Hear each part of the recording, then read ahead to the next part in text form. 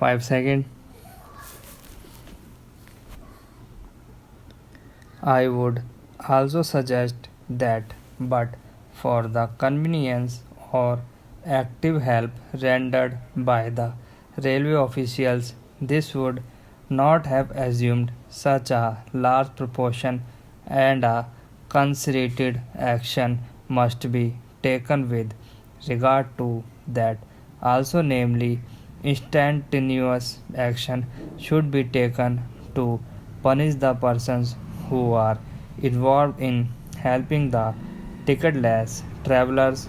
The other thing which creates this gap in earnings is the goods traffic.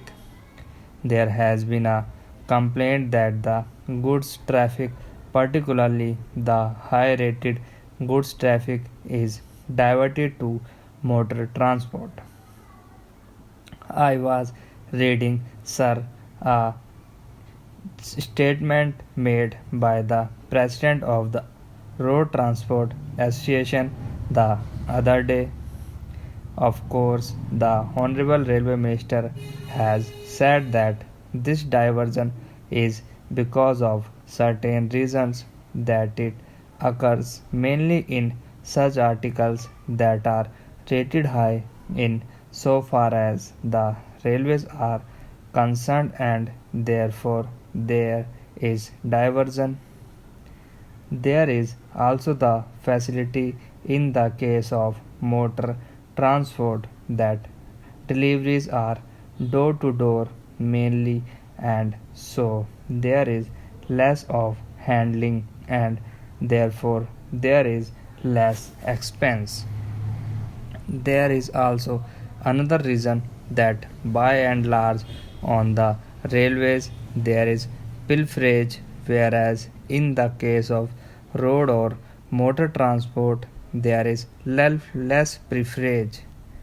The Honorable Minister has stated in his speech that with regard to this particular problem, the Railway Ministry is considering what steps should be taken so as to bring about an increase in this goods traffic on the railways.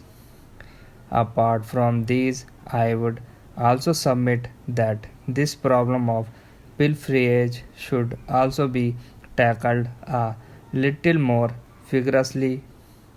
Apart from the public taking part in it, I would suggest that a considerable portion of the blame lies with the railwayman in this matter. With regard to these evils that are existing, an easier and more speedy method of punishment and bring to book the persons who are guilty should be taken in hand.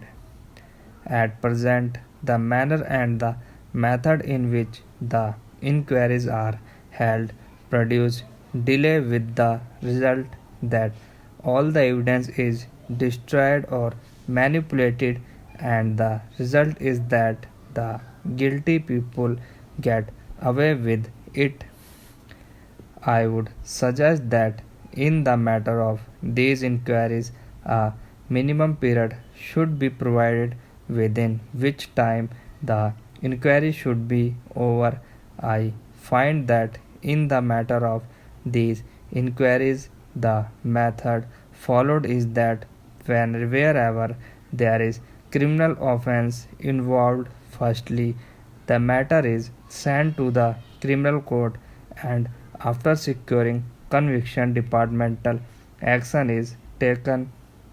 I would suggest that the departmental action should be precede rather than follow the criminal action, and it must be instantaneous.